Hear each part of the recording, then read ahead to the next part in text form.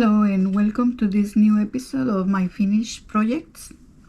In this video I'm going to show you this doily I made with lots of daisies on the round joined together. Let me show you a close-up.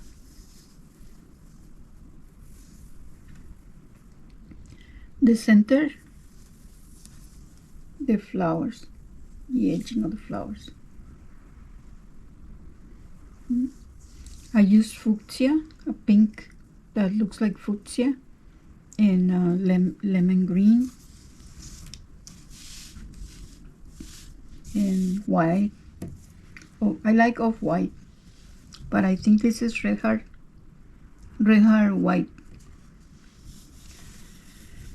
and this is a different, I believe this is yarn art. And let me show you how much it measures.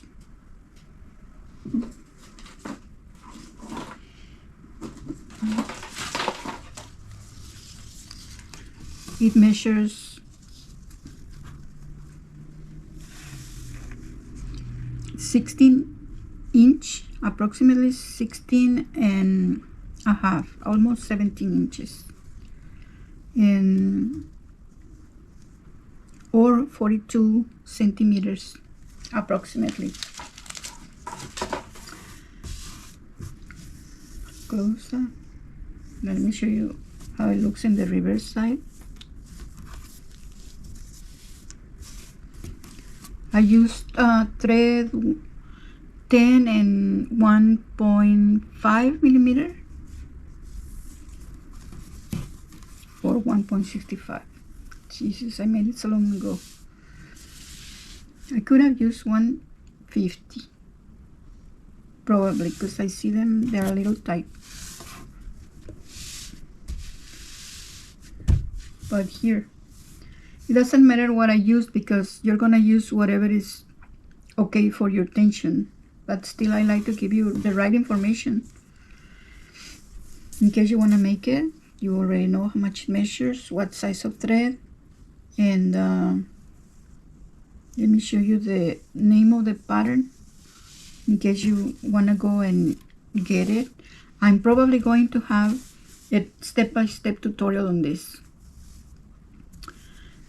And the name of the pattern is Circle of Daisies. If you want to buy it, I don't sell patterns, but this is the information in case you want to go and try to find it online.